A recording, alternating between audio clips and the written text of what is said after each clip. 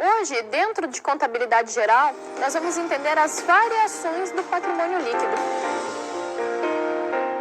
Então, vão ser conceituadas que tipo de conta é afetada e como que isso afeta o patrimônio líquido.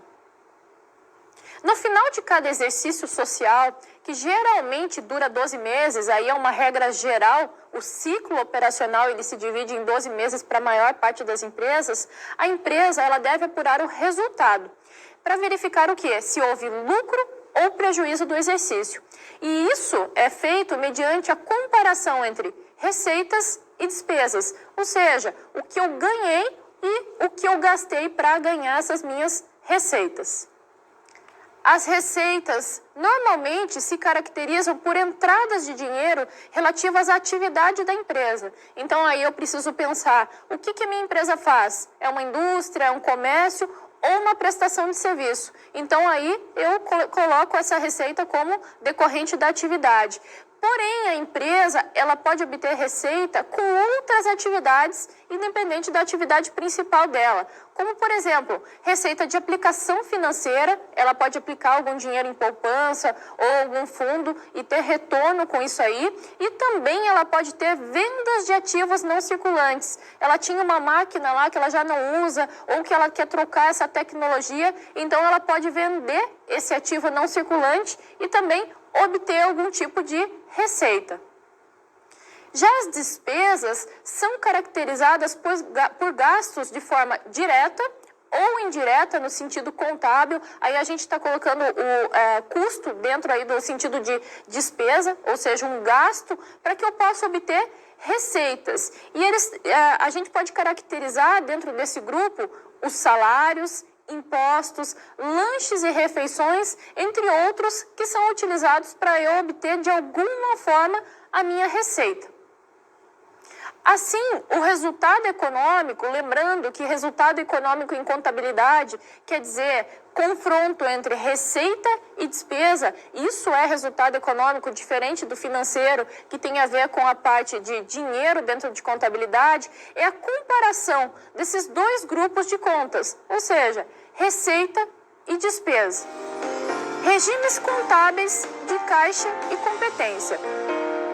A mais recente regulamentação que foi apresentada aí pelo Conselho Federal de Contabilidade, mediante a Resolução 1282 do ano de 2010, no seu artigo 9º, estabelece o uso do princípio da competência nos registros das transações, tornando dessa forma o registro obrigatório e completo das operações, independentemente do recebimento das receitas ou do pagamento das despesas.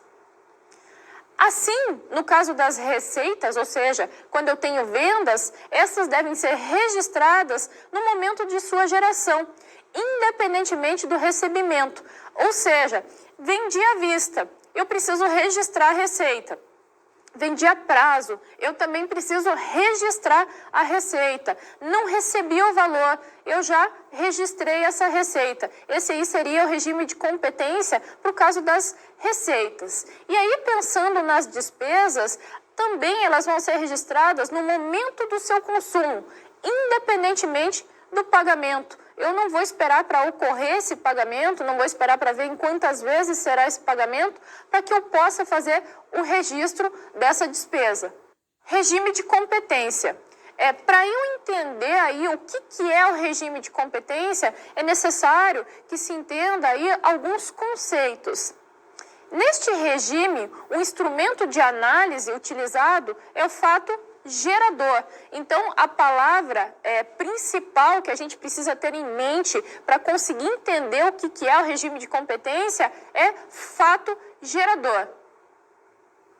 Para entender esse exemplo aí de fato gerador, pode ser explicado no caso de uma empresa que assina um contrato de seguro por 1 ano, que aí é o que é normalmente feito. Eu vou lá e contrato esse seguro para proteger minha fábrica, para proteger minhas máquinas pelo período de 1 ano. E esse pagamento desse seguro, ele é feito à vista.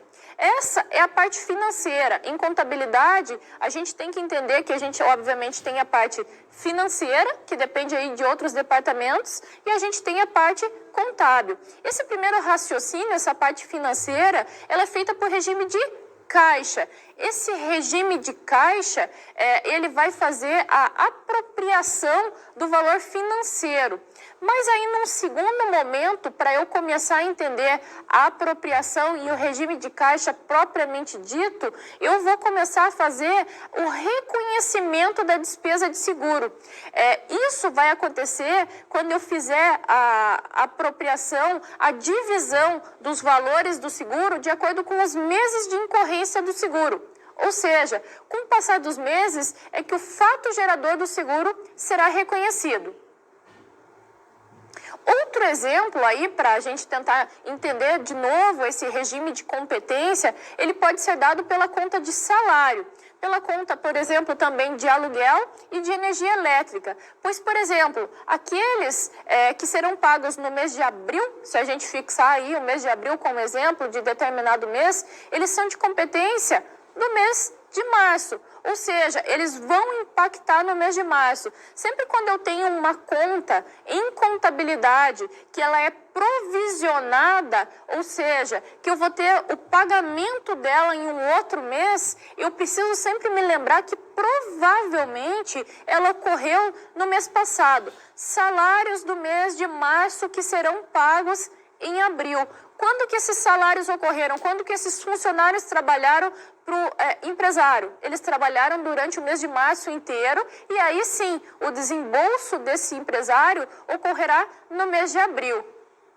Esse mesmo raciocínio aí, a gente falou no caso do aluguel. Quando que eu consumo um mês de aluguel que será pago em abril? Eu consumo esse aluguel para as minhas operações, para minhas atividades da empresa, eu consumo esse aluguel durante o mês de março. E aí eu gero esse pagamento, ou seja, essa diferença que existe entre contabilidade e a parte financeira, eu vou efetuar esse pagamento somente no mês de abril. Então aí eu consigo entender como é que funciona essa dinâmica de fato gerador, consumo, ou seja, quando eu utilizei aquele elemento, falei aí do salário, falei do aluguel e a gente pode utilizar isso aí para vários outros exemplos. Pagamento, ou seja, desembolso efetivo. Esse desembolso efetivo só ocorre no outro mês e aí sim é o registro da parte financeira. O regime de caixa, diferentemente do regime de competência, ele registra os fatos somente quando eles ocorrem. Então, aí para a gente tentar entender como que ocorre esse regime de caixa, tanto as despesas quanto as receitas, elas só são registradas, ou seja, elas só são reconhecidas na contabilidade quando do seu efetivo pagamento e do seu recebimento. É um tipo de regime contábil utilizado por poucas entidades empresariais e profissionais. Por que esse regime de caixa ele é utilizado por poucas entidades? Primeiro, de acordo com a Resolução 1282, a gente precisa utilizar o regime de competência. Segundo, é bastante difícil controlar a movimentação somente pelo pagamento e pelo recebimento. Supondo aí que eu faça uma venda a prazo e que eu parcele para o meu cliente, para eu reconhecer essa venda somente quando esse cliente efetuar o pagamento, às vezes se eu parcelei em algumas 10 vezes, por exemplo, então fica um pouco complicado para eu ficar registrando a questão aí desses meus recebimentos. Por isso que foi ressaltado ali que o regime de caixa é um regime pouco utilizado em contabilidade. Balancete de verificação. De acordo com o método das partidas dobradas, ou seja, quando eu lembro daquele pressuposto básico da contabilidade, que todo débito possui um ou mais créditos correspondentes, aí surge a ideia do balancete de verificação, de eu confrontar esses débitos e créditos correspondentes. Dessa forma, o balancete de verificação servirá para verificar, então o próprio nome aí ele já é autoexplicativo, se todos esses saldos devedores, ou seja, se todos esses débitos serão iguais aos créditos, possibilitando a verificação de possíveis erros. Também aí variações nos elementos patrimoniais, e ele também serve para a base de apuração do resultado do exercício. Eu possuo o meu balancete de verificação, então eu posso observar aqui alguns elementos. Por exemplo, as contas representadas aí por caixa, banco, mercadorias, móveis e utensílios, fornecedores e capital. Eu tenho uma coluna aqui denominada saldo anterior. Essa coluna, em caso de empresa que já possui movimentação, ela deverá apresentar o saldo anterior, ou seja, do ano anterior ou do período anterior à movimentação atual. Então, ali a gente tem contas de saldo devedor, obviamente, bens e direitos, e de saldo credor, no caso aqui, a conta de capital. Durante o mês, eu possuo o meu movimento. Então, novamente, eu preciso colocar aqui os movimentos a débito, de saldo devedor, e os movimentos a crédito, que ocorreram nas contas credoras. Também eu possuo o saldo final, e esse saldo final será a confrontação entre o saldo anterior e o movimento. Dessa forma, eu consigo verificar se todos os débitos possuem um ou mais créditos correspondentes. No total do balancete, eu consigo verificar que sempre a coluna do saldo devedor, independente se for de saldo anterior, movimento ou saldo final, essas duas colunas possuem o mesmo valor. Com a visualização daquele balancete de apuração do resultado, foi possível ver, a gente teve ali um balancete que tinha 6 colunas, 2 primeiras colunas para o saldo anterior, 2 colunas para o movimento do mês e 2 colunas para o saldo atual. É preciso lembrar que esse balancete, de acordo com a necessidade da empresa, o tipo de movimentação da empresa, ele também pode ser adaptado. A gente tem balancete de 2 colunas, que seria aí um balancete sintético, que não apresenta detalhamento das contas. A gente tem balancetes de 4 colunas, o próprio balancete de 6, e a gente possui até balancete de 8 colunas. Aí depende do tipo de informação que eu quero visualizar. Essa informação ali que eu possuo dentro do balancete, que me mostra os débitos e os créditos, se houve o balanço, ou seja, se houve o mesmo lançamento de valores a débito e valores a crédito, muitas vezes acaba por não permitir que eu faça a verificação se eu inverti, por exemplo, esse lançamento. Se era para eu fazer uma saída de caixa e eu fiz a entrada. Isso eu não consigo ver no balancete, mas ele ainda é uma ferramenta que me permite visualizar, no mínimo, se eu fiz esses lançamentos, se foi feito sempre o mecanismo das partidas dobradas, ou seja, se eu afetei os elementos a débito e se eu afetei os elementos a crédito. Entretanto, como eu disse, ele não permite que a gente consiga evitar aí alguns tipos de erro. Ele serve sim para eu verificar a igualdade entre os dois lados, mas ele não permite essa verificação de alguns tipos de erro.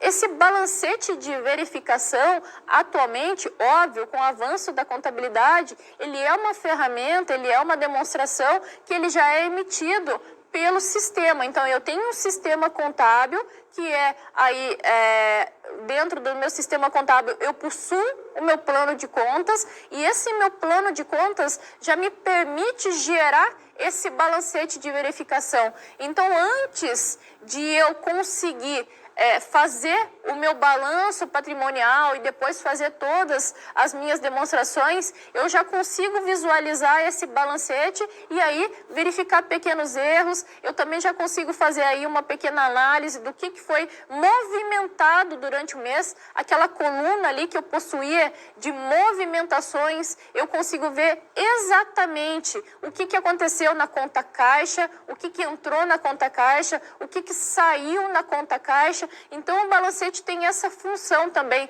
de demonstrar todas as entradas e as saídas. É importante ressaltar também, quando eu tenho aquela coluna ali de saldos anteriores, que aquilo ali deve refletir exatamente o fechamento do mês passado ou do período passado usado como referência. Então, sempre eu vou ter que migrar, obviamente o sistema vai fazer essa migração desses saldos, então eu também consigo conferir exatamente o que tinha acontecido no período passado. O balancete de verificação, ele também permite essa verificação de eu fechar esses saldos que tinham ocorrido durante um outro mês.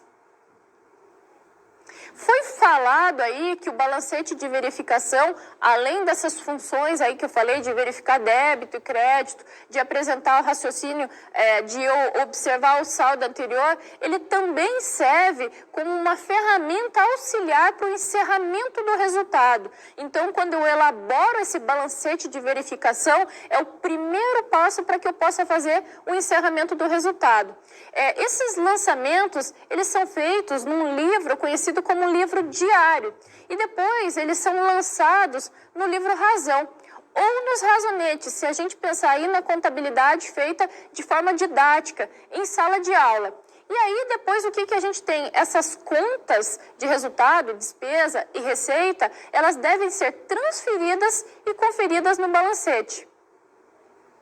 Dessa forma, elas poderão ser confrontadas. Eu consigo saber ali o saldo de cada uma, se está tudo certinho dentro da contabilidade, e consigo confrontar despesa e receita. E, afinal, poderá ser apurado o resultado do exercício, sendo ele lucro ou prejuízo.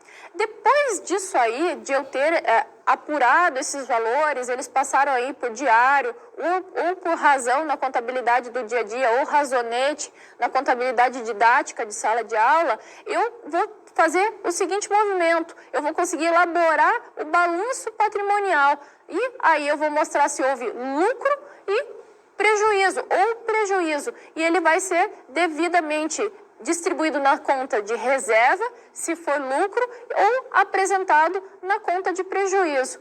Lembrando que, óbvio, que essas contas vão figurar numa demonstração separada, que é a demonstração do resultado do exercício. E depois elas vão configurar o meu patrimônio líquido.